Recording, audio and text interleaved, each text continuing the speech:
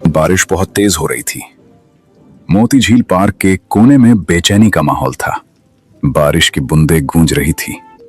कविता की आंखों में आंसू थे और सामने विकास अपनी बाइक की चाबी उंगली में नचा रहा था। देखो कविता, सीन क्रिएट मत करो, मेरे घर वाले नहीं मानेंगे। तुम्हारी और हमारी बिरादरी का फर्क है, और वैसे भी पापा ने मेरी शादी तय कर दी है। बड़े कॉन्ट्रैक्टर की बेटी है, बिजनेस भी देखना है मुझे। कविता का गला रुंध गया। बिजनेस? 5 साल का प्यार तुम्हारे लिए बिजनेस है विकास?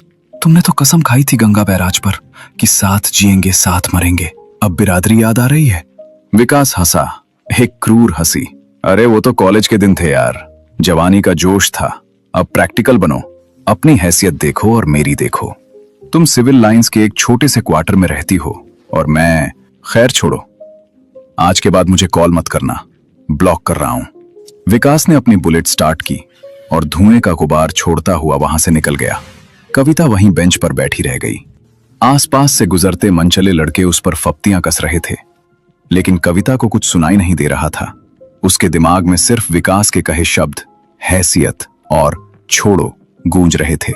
उसके आंसुओं की जगह अब एक ठंडी नफरत ले रही थी। उसने मन ही मन कसम खाई, तुम्हें अपनी रईसी पर बहुत घमंड है ना विकास? जिस खानदान के नाम पर तुमने मुझे ठुकराया है, मैं उस खानदान का नामो निशान मिटा दूंगी। बदले की आग कविता को शहर के उस हिस्से में ले आई जहां शरीफ लोग दिन में भी जाने से कतराते थे। चमड़े के कारखानों की बदबू और तंग नालियों के बीच एक खंडरनुमा हवेली में बाबा कालिया का डेरा था। कमरे में अंधेरा था, बस एक तेल का दिया जल रहा था। बाबा कालिया के गले में हड्डियों की माला थी और वो गांजा पी रहे थे। बाबा, मुझे इंसाफ चाहिए। कविता ने अपनी जमा पूंजी सोने की एक अंगूठी बाबा के सामने रख दी। बाबा ने लाल आंखों से उसे देखा। इंसाफ तो अदालत में मिलता है बिटिया, यहां या तो काम बनता है या काम तमाम होता है। बोल, क्या चाहिए? बर्बादी। कविता की आवाज पत्थर जैसी सख्त थी। मैं उस लड़के को बर्बाद करना चाहती हूं जिसने मेरी जिंदगी के 5 साल खिलौने की तरह खेले। विकास, उसका नाम विकास है। बाबा हंसे। मसान जगाना पड़ेगा, पर याद रख, मसान भूखा होता है। उसे जिसका शिकार दिया जाएगा वो उसे तो खाएगा ही, लेकिन अगर गलती हुई तो वो बुलाने वाले को भी नहीं छोड़ता। काला जादू एक 2-धारी तलवार है। मुझे परवाह नहीं, मुझे बस उसे तड़पते हुए देखना है।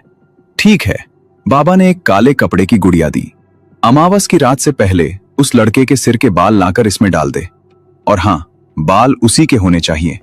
अगर बाल किसी और के हुए तो वो साया उसी इंसान के पीछे जाएगा जिसके वो बाल होंगे, और फिर उसे कोई भगवान भी नहीं बचा पाएगा।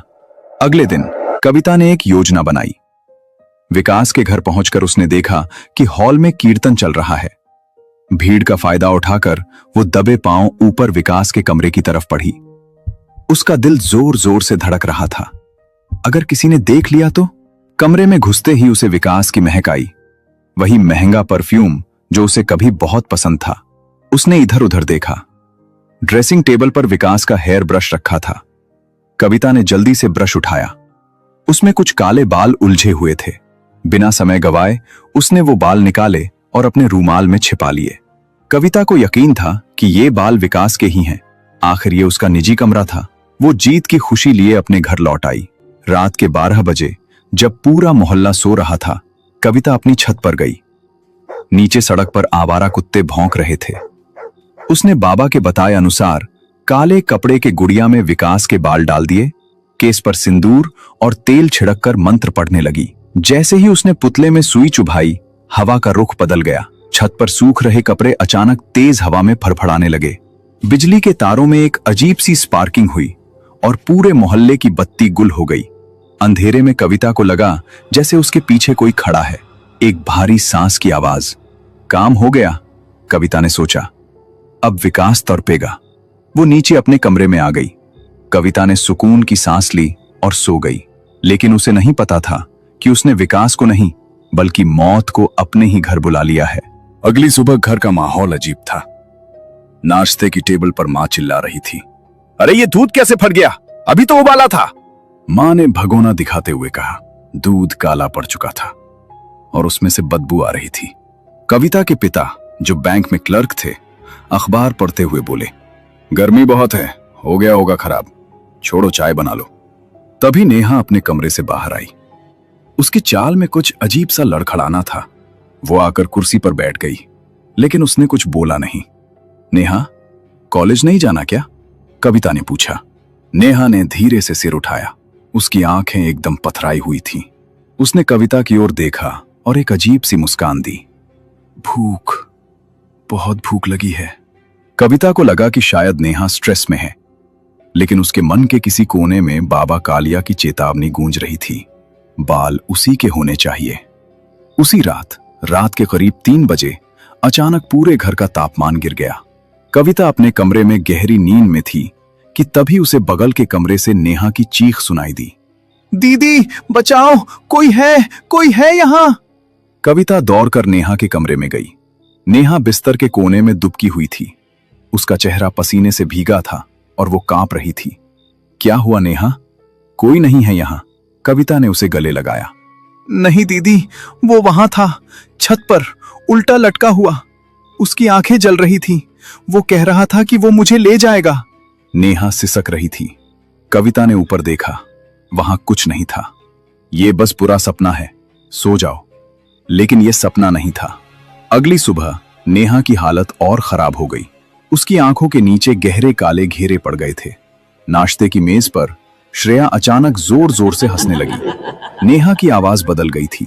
भारी और मर्दाना आवाज में उसने कहा, आज रात खेल शुरू होगा। और फिर वो बेहोश हो गई। ये सब देख कविता बहुत डर गई। उसके दिमाग में सिर्फ बाबा की बात चल रही थी। वो तुरंत विकास को देखने अपनी कार लेके निकली और विकास के घर पहुंच गई।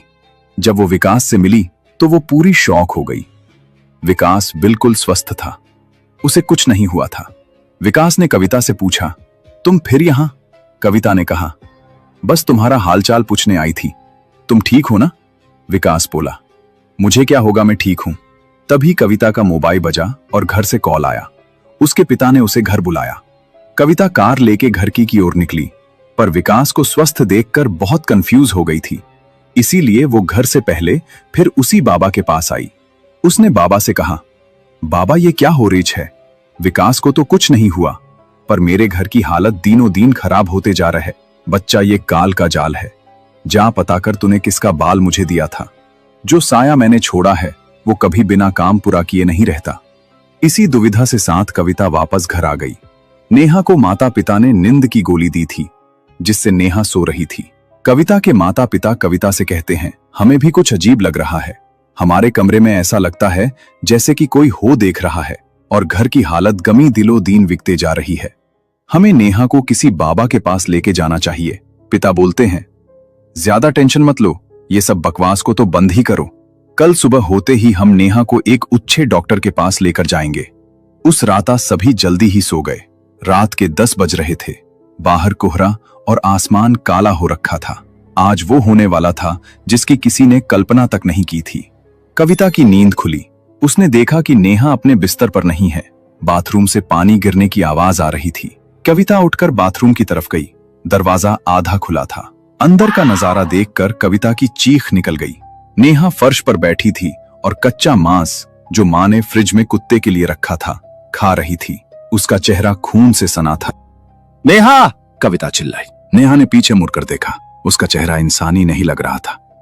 उसकी आंखें उल्टी हो चुकी थी। सिर्फ सफेद हिस्सा दिख रहा था। दीदी, वो मुझे खा रहा है, अंदर से खा रहा है, बचा लो। तभी अचानक नेहा का शरीर हवा में उठ गया और वो दीवार से जा टकराई। पूरा घर जाग गया।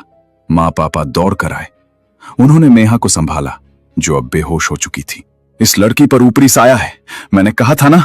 मां रोने लगी। पिता ने कहा, बकवास बंद करो, कल इसे डॉक्टर के पास ले जाएंगे, शायद मिर्गी का दौरा है। लेकिन कविता जानती थी कि यह मिर्गी नहीं है। कविता बेचैनी में नेहा का फोन चेक करने लगी, ये देखने के लिए कि क्या उसने कोई दवाई तो नहीं खाई। तभी उसकी नजर नेहा के व्हाट्सएप पर पड़ी। एक चैट सबसे ऊपर थी। नाम था विकास। कविता के हाथ कांपने लगे। उसने चैट खोली। विकास, कल तुम्हारे घर आकर बहुत अच्छा लगा। तुम्हारे रूम में हम सेफ थे ना? हाँ माँ, कीर्तन में बिजी थी। तुम अपना हेयर ब्रश हटाया भूल गई थी, मैंने रख दिया है। कोई नहीं, मैंने तुम्हारा वाला यूज कर लिया था। कविता का सिर चकरा गया। मोबाइल उसके हाथ से गिर गया। हे भगवान, उस दिन विकास के कमरे में नेहा थी। उसने विकास का ब्रश यूज किया था और मैंने उसी ब्रश से बाल निकाले। तब वो बाल विकास के नहीं, नेहा के थे। मैंने अपनी ही बहन पर मारण मंत्र चलवा दिया। कविता दीवार के सहारे नीचे बैठ गई। उसे अपनी सांसें रुकती हुई महसूस हो रही थी। उसका बदला उसकी ही बहन की जान का दुश्मन बन गया था। कविता बदहवास होकर उठी और बाबा कालिया के पास जाने के लिए दौड़ी, लेकिन घर का मुख्य दरवाजा लॉक था और चाबी नहीं मिल रही थी। तभी बिजली चली गई। इन्वर्टर की टी टी आवाज सन्नाटे को और डरावना बना रही थी। अरे बत्ती क्यों गई? पिता की आवाज आई। अचानक नेहा के कमरे का दरवाजा जोर से खुला। वहां नेहा खड़ी थी, लेकिन अब वो नेहा नहीं थी। उसका शरीर अजीब कोनों पर मुड़ा हुआ था। हड्डियां चटकने की आवाज आ रही थी। हवा में सड़े हुए मांस की बदबू फैल गई। तुमने बुलाया? नेहा के मुंह से एक भारी गूंजती हुई आवाज आई। भेंट स्वीकार है। नहीं, नेहा को छोड़ दो, गलती मेरी थी, कविता चिल्लाई। पापा हटो वहां से। नेहा ने हाथ उठाया और एक अदृश्य शक्ति ने पिता को उठाकर पंखे से टकरा दिया। उनका सिर फट गया और वो वहीं ढेर हो गए। सुनील! मां चीखती हुई उनकी तरफ दौड़ी, लेकिन नेहा या वो साया अब मां की तरफ बढ़ा। रसोई से एक चाकू हवा में उड़ता हुआ आया और मां के सीने में गड़ गया। रक्त, मुझे रक्त चाहिए। कविता घुटनों के बल गिर गई। बाबा, इसे रोको, मैं अपनी जान देने को तैयार हूं। उस साये ने नेहा के शरीर को कविता की तरफ मोड़ा। नेहा की आंखों से खून के आंसू बह रहे थे। थोड़ी देर के लिए नेहा की असली आवाज आई। दीदी, तुमने ये क्या किया? मेरे अंदर बहुत दर्द हो रहा है। दीदी, मुझे मार दो। नहीं नेहा, कविता रो रही थी। तभी साये ने नेहा के हाथों से उसी चाकू को उठाया और अपनी ही गर्दन पर रख दिया। सौदा पूरा हुआ, साया हंसा। नहीं! कविता दौड़कर उसे रोकने गई, लेकिन बहुत देर हो चुकी थी। नेहा ने एक झटके में चाकू चला दिया। खून का फव्वारा फूटा और नेहा का शरीर कविता की बाहों में गिर गया। सब खत्म हो गया था। माता पिता, बहन, सब। पुलिस सायरन की आवाज दूर से आ रही थी। शायद पड़ोसियों ने शोर सुनकर पुलिस बुला ली थी। कविता खून से लथपथ फर्श पर बैठी थी। उसकी आंखों में अब आंसू नहीं थे, बस एक खालीपन था। वो धीरे से उठी और आईने के सामने गई। आईने में उसे अपनी परछाई नहीं दिखी, बल्कि उसके पीछे एक काला साया खड़ा था। वो साया विकास का नहीं, कर्मों का साया था। पुलिस जब अंदर घुसी तो उन्होंने देखा कि कविता दीवार पर अपने ही खून से कुछ लिख रही थी। बाल गलत थे, बाल गलत थे। दोस्तों, अगर आपको ये कहानी पसंद आई हो तो प्लीज इसे लाइक करें और ज्यादा से ज्यादा लोगों तक शेयर करें। और हाँ, हमारे चैनल को सब्सक्राइब करना बिल्कुल ना भूलें, ताकि ऐसी ही दिलचस्प और दमदार कहानियां आपको मिलती रहें। धन्यवाद।